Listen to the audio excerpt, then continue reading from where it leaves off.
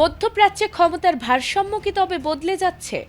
একদিকে ইসরায়েল এবং যুক্তরাষ্ট্রের আধুনিক প্রতিরক্ষা ব্যবস্থা, আর অন্যদিকে ইরানের শক্তিশালী সামরিক বাহিনী।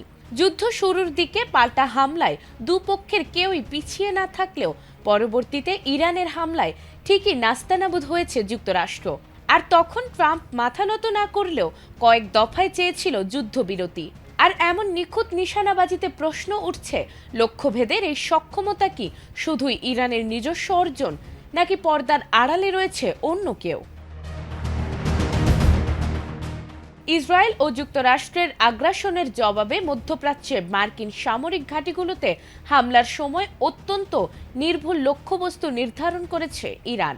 আর কিভাবে এই নিখুঁততা অর্জন করা হলো তা নিয়ে প্রশ্নের উত্তর খুঁজতে গিয়ে নতুন তথ্য প্রকাশ করেছে ফিনান্সিয়াল টাইমস।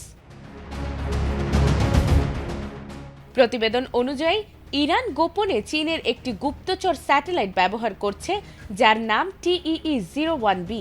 এটি চীনা প্রতিষ্ঠান আর্থ আইকোর তৈরি একটি স্যাটেলাইট। 2024 সালের শেষ দিকে মহাকাশে পাঠানোর পর স্যাটেলাইটটির নিয়ন্ত্রণ নেয় ইরানের ইসলামিক রেভলিউশনারি গার্ড কর্পসের অ্যারোস্পেস ফোর্স।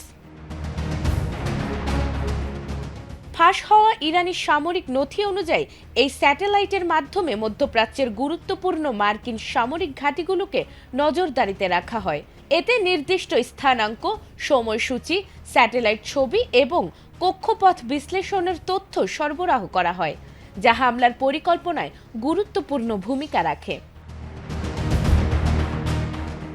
পূর্ব ঘটনা অনুযায়ী যুক্তরাষ্ট্র ও ইসরায়েলের সঙ্গে উত্তেজনা বাড়ার প্রেক্ষাপটে ইরান একাধিকবার ড্রোন ও ক্ষেপণাস্ত্র হামলা চালিয়েছে।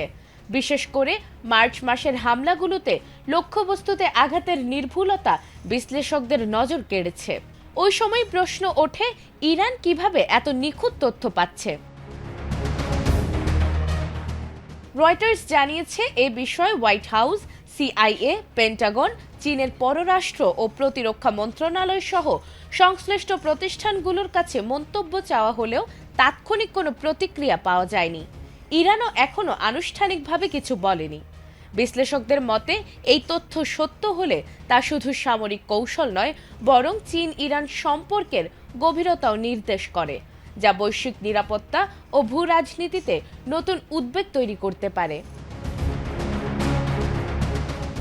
নাজমুন নাহার জান্নাত, ATN বাংলা।